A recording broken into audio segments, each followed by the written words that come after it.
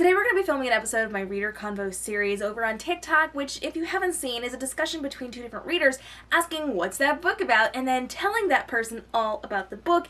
And the goal of my Reader Convo series is to introduce my readers to my books and to my author friends' books, and some of it's even sponsored content. So I want to take you behind the scenes to kind of look at how I create these and what I do when I create these to make them so effective, because they've actually 7x'd my sales and have given really great sales to other authors as well. So are you ready? Let's actually take a look. So typically when I'm writing the Reader Convo series, I am working on my computer, and so I'll use my blue light blocking glasses. I actually pull up a note inside of my computer. So I have a Mac, so I've got my notes connected on my phone and on my computer, and then I just pull up a blank document. And as I am writing that, I usually start with the same phrase for the Reader Convo series. And it's always someone who's going to point at the camera and say, what's that book about? And then the second reader is going to then explain it, and they're going to have this back and forth. So I pull up this blank document, and I sit here and I actually write through it.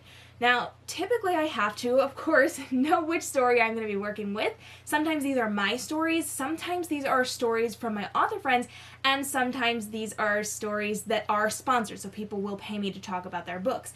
And so I will have the book next to me. I'll pull it up on Amazon if I need to go over the blurb, or if it's my own book, I know them really, really well, and I'll start to write the back and forth. So for this, I typically work with the most important points. Like, what do people need to know? They need to know who this is about, what the stakes are, and then some fun things that are going to get people's attention. So I lean toward the tropes and the different things that are really going to stand out to people and be like, oh, I love that style book, I'm going to go ahead and try this. Or, oh, I really like this type of enemies to lovers, or best friends to lovers, or love triangles, or whatever. So whatever it is that's going to get them and hook them in to look more, that's what I write. So I sit down and I type out my script, I do the back and forth, and then I'm ready to go.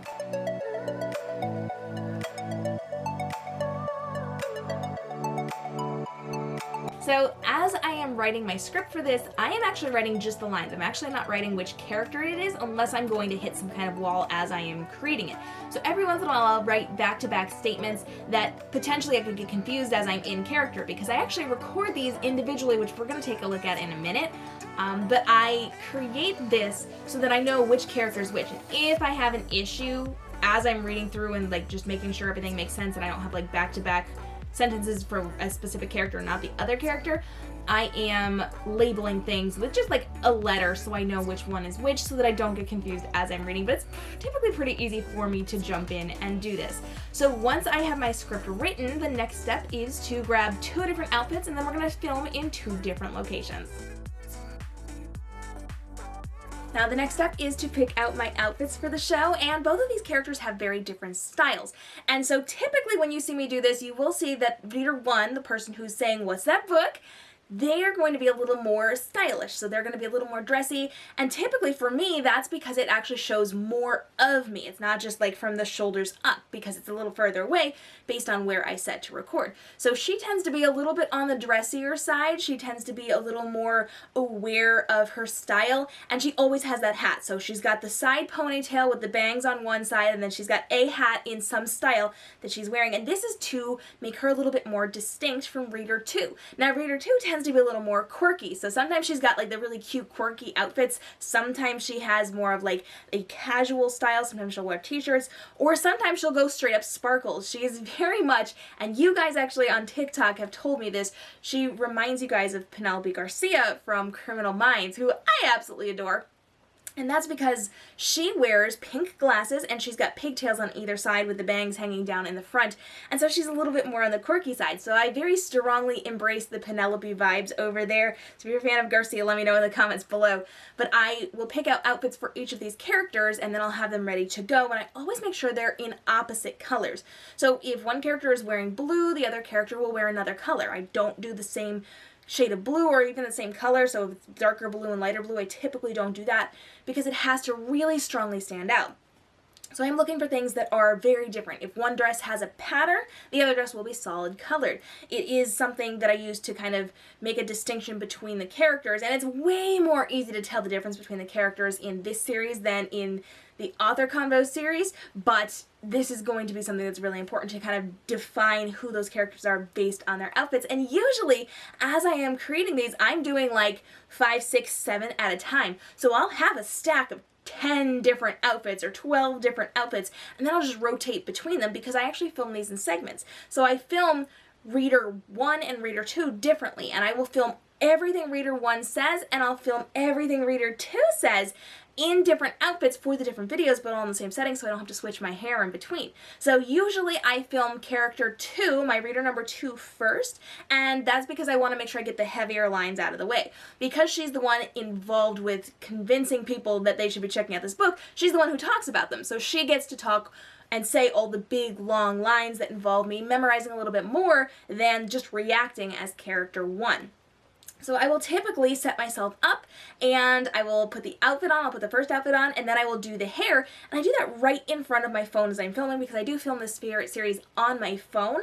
And I will then do all the lines from the first video, then all the lines from the second video in a different outfit, all the lines from the third video in yet another outfit, and I'll just go through until everything's done.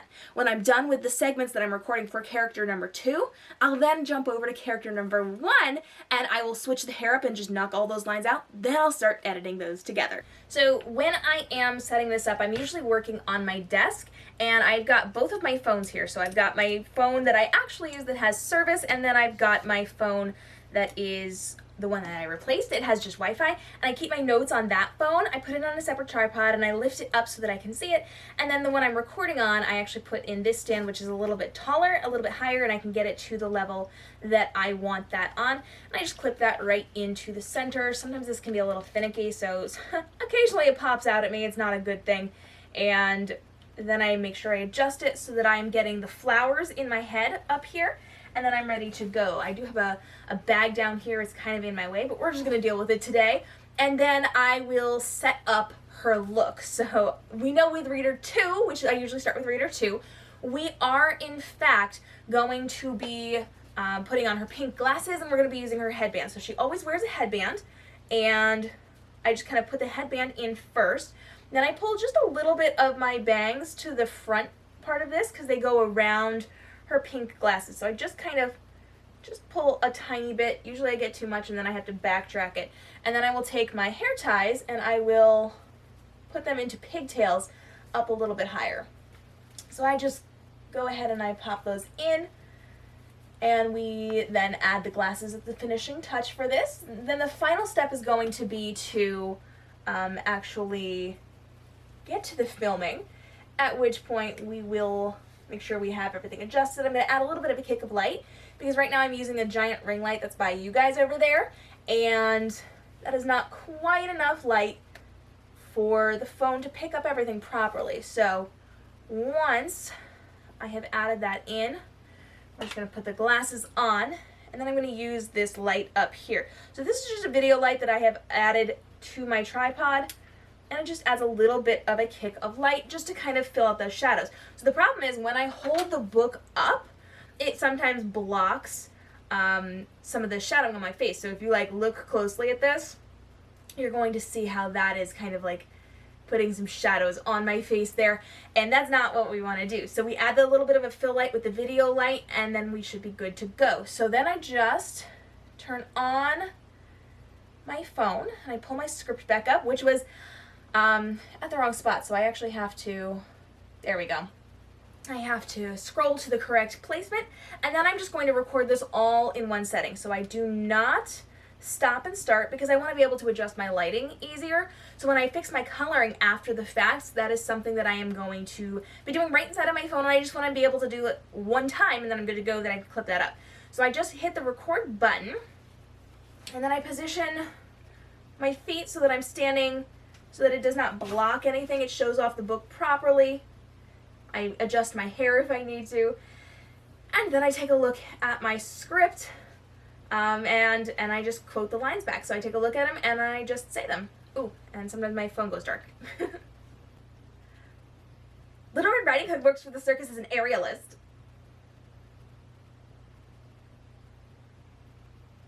Yeah, her grandmother isn't charged me telling and she's wandered off again. And sometimes if I don't like the way I say a line, I'll say it a couple different times, but if it's okay enough, I'll just keep going with it. And sometimes I just have to practice and say it out loud. Sometimes she was told not to go into the woods alone, but her boss also sent her into the woods alone to find her grandmother, and the wolf shows up. She was told not to go into the woods alone, but her boss also sent her into the woods alone to find her grandmother, and then the wolf shows up.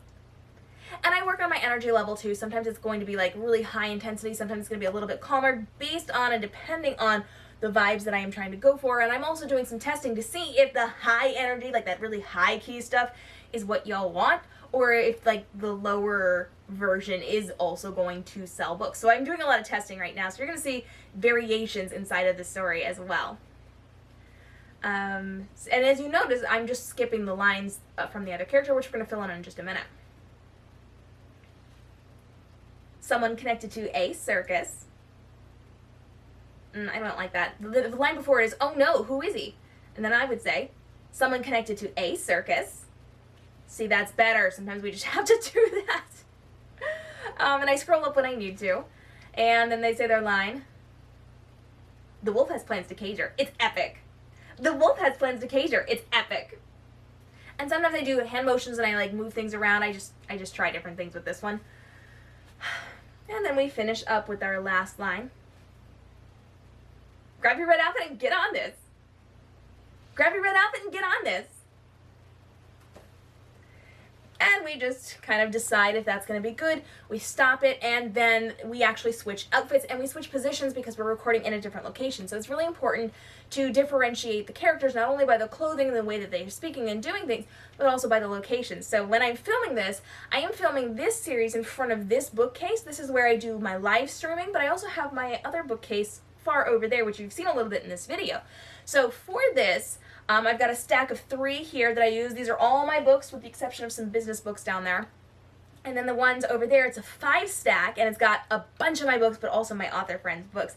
So my videos I record over there, but my live streams I record over here. And because I want to differentiate what I'm doing with the characters, I have different settings. So this one has a bunch of floral stuff, which I know you guys can't see, but in the video, there's a ton of like flowers and stuff up here.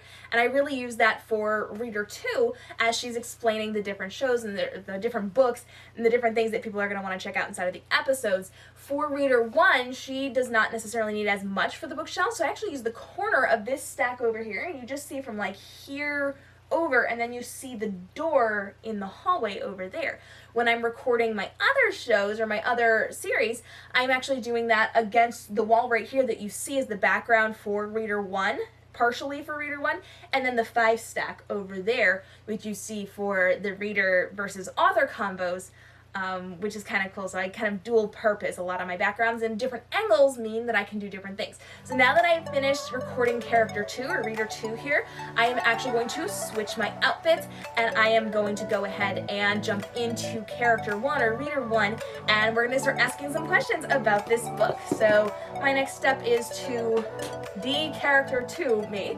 So I just take my hair out and keep the hair tie on my wrist, or one hair tie on my wrist, because she actually has her hair off to the side. And sometimes I do this here, and sometimes I do that over on the other side. She actually has her hair over to the left side, so we're going to take care of that in a minute. So for this one, we are actually just going to pull the hair over to the side, and I keep just a tiny bit of the bangs out. Inevitably, so much of the bangs fall out now. You guys know I just recently had an issue with my hair being chopped off more than I had told the stylist to do, because she hid it behind the chair. And so now it doesn't lay the way that it used to, which means sometimes I unfortunately have a little extra work to do. It looks a little wonky. I'm just kind of like in that weird hair stage right now. But we're tolerating it. We do what we have to, and as we go, things kind of, you can already see this is like falling out. So at this point, I've kind of learned to just leave it. And of course, character 2 always has a hat on. Sometimes it's up, sometimes it's down, and we just adjust to where we need it. So then at that point, I have moved my tripod over here, and I'm just setting up. I'm gonna scroll back up to the top here. because I had scrolled down to go through my notes, and I am just adjusting this properly. There we go, because when I'm recording, I want to make sure I've got part of this ready to go, and then a little bit of the door in the back so that that's ready to go. And I stand fairly close, but I do see more of myself in this one than I do in the closer up character 2 when I was filming over there. So I've got a little more space to work with, but I kind of try to get her close-ish, and with the new haircut, my bangs, or my longer layers, are kind of weird, so I have to like play with the hair a little bit. But we're ready to go, and we just kind of point at the camera and we wait, and then we say our first line, which is always the same thing. What's that book about? And I kind of do a little twist with my hand as I do it. So, what's that book about? And then we move on to the next lines. Wait, what? What does she do? Sometimes I over-exaggerate things and I see it and I'm like, that's not what we're doing here. Oh no, who? Well, that was a little bit louder than I had intended when I slapped myself there. Let's not do that again. Oh no! Oh no, who is he? Oh no, who is he? Sometimes we go with this slightly over-exaggerated. It's just the way that it works sometimes. Oh, like I'm a Disney princess over here. Sometimes I get there, I'm like, oh no. We're not gonna do that. Oh no, who is he? Now I think it's funny, so I'm gonna keep doing it. Sometimes I get myself on these little trips. If you guys could see the behind the scenes of this series, man, I dance, I sing, I do weird things. It's a trip. You're never gonna see it, but it is a trip. Oh no, who is he? It's a little more better. A little more realistic, a little better grammar. Life of an author. Well, I can see this going badly. I can see this going badly. I can see this going badly. I'm so here for this. I'm so here for this. I'm so here for this. I'm so here for this. And I just try it in different ways, and then we are good to go. And then at that point, I'm going to shut this down. If I were going to be filming more than one thing at once, I would be continuing to go with all of these, but today we're just filming the one because I'm on a little bit of a time crunch and I just need to get today's taken care of, and then tomorrow I'm actually going to film like 10 of these back to back to back so that I'm good to go for the next bit of time. But today I may or may not be filming some special holiday content, so we are limited on time for this particular series. So then, after I have done this, we're actually going to do some editing. So my next step is actually to sit down at my desk in front of my computer, and I grab my phone, and I'm going to color correct the video files that I just created, and then I'm going to airdrop them over to my computer, at which point I'm going to be working inside of my editing program to splice those together. Sometimes this process definitely takes a minute to prepare the files so that I can send them over, which means I usually pull up the program or I get something ready so that I'm prepared and ready to go when it decides to finish processing. So then I'm just selecting those videos and I'm just airdropping them over to my Mac, at which point I can then work on them inside of my editing program on my computer. I can do it on my phone because I use Adobe Premiere Rush, and with its cloud-based system I can actually do it in either way, but I tend to do it on my computer because it's a lot of clipping work and I don't like to do that with my finger on my phone screen. It's just more conducive to what I'm doing on my computer, especially since I can use my editing tablet, and that makes it a lot easier. So right now it is just processing those files again to then airdrop them over to the computer so that I can pull up the project. Now I actually use the same project recycled. That way I don't have to have 800 files. I'm up to 60 some episodes of Author Convos and 30 some episodes of Reader Convos. I do not need all of those files on my computer in the editing stage. I do need the finished product, but not the clippings of it, because once it's done, it's done. So I just reuse the same files. Sometimes I will trash them and I will start new files just so I don't have lingering metadata from other things in there. Sometimes it can kind of inflate file sizes. So every once in a while I'll start a new project so that it's not constantly building on the old ones.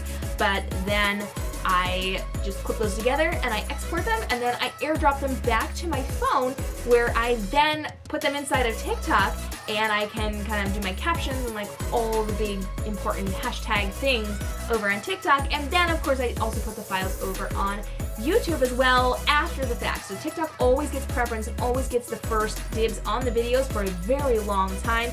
And then we jump in over on YouTube and we use those as shorts over there.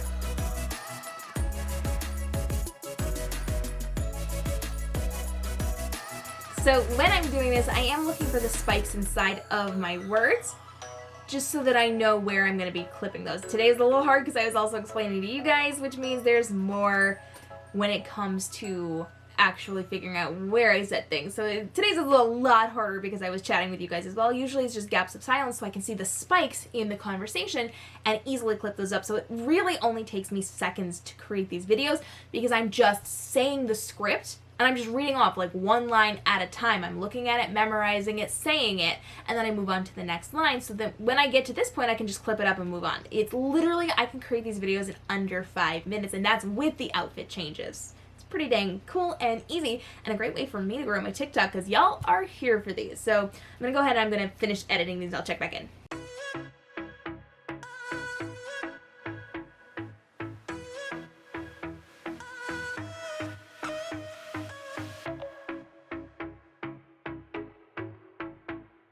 Sometimes when you're doing this, you do have to listen to the lines in several different ways and then pick the best one or the most effective one.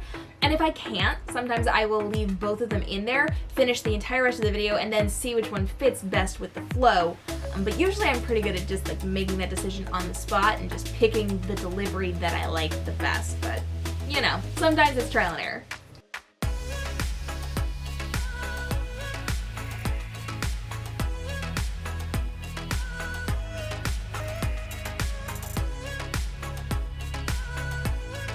So then once it is completed, I go ahead and export, then I airdrop it over to my phone, and I'm ready to go and put it out into the world. So overall, you see how quickly the process actually is. I typically do this once a week or once every 2 weeks, and I'll just knock out every episode I need in one morning or one afternoon so that I'm ready to go, and I have it sitting in my drafts on TikTok and on YouTube, just waiting to be pushed out to you guys. And that way, because I'm batch creating it, it actually gets done a lot faster because I'm already in the mindset. I only have to do my hair and makeup once for each character.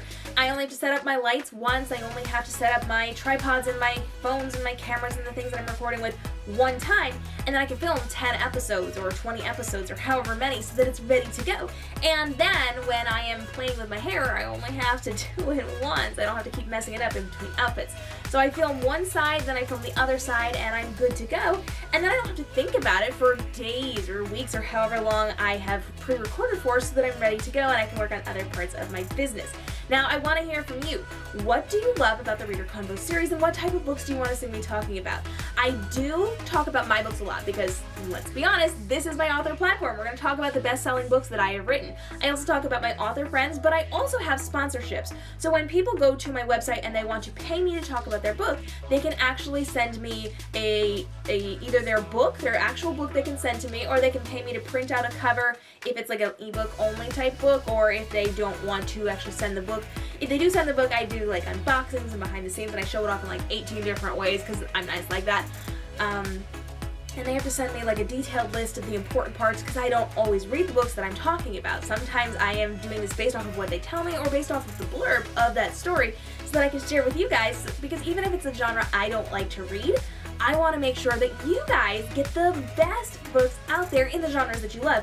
And to be honest, we don't always have the same taste, and I want to make sure that you are getting those things that I don't necessarily write or I don't necessarily read, so that you are totally fulfilled with your reading love.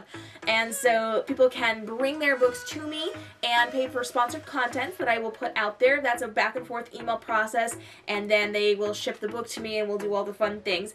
And then we will get their video out there and see how many thousands and thousands and thousands of views and watch hours we get inside of this series, because dang, y'all watch and rewatch and rewatch and rewatch those videos, and it's kind of really cool to see those watch hours go up. I love the analytics side of things. I'm not a numbers girl, but like, yes, math is my security. I don't know why, it definitely is, and I love looking at my analytics. So I will go through, I'll do all those fun things, and then I will put the stories out for you. So what kind of books do you want me to talk about in the Reader Convo series? Let me know down below. And what vlogs do you want from me? Now that we are launching into our new author vlog series, I'm showing you the behind the scenes of how I create my TikToks, and how I write my books, and how I do my marketing, and how I do my YouTube channel, like all the things that you could possibly want in an author's life. I'm breaking down my daily routines for you guys so that you can see them and giving you a behind the scenes look. So let me know in the comments below. Leave a comment if you love this, and make sure you hit the subscribe and notification bell so you don't miss out on further videos. I'll see you in the next vlog as we continue to talk about the behind the scenes of the author life. We're going to answer some publishing questions in other videos. We have our Show Me How I Write, or Show Me How You Write series, where we're taking amazing authors and showing them on screen with what they do in terms of what programs they're using and like how they're doing their writing, everything you could know about the publishing industry and about being an author to raise you up, whether you are an aspiring author or someone who is just a book fan and wants to learn more about the industry. We're breaking it down for you guys. So thanks so much for joining me. I appreciate you being here. Leave some love in the comments below, and I'll see you in the next vlog.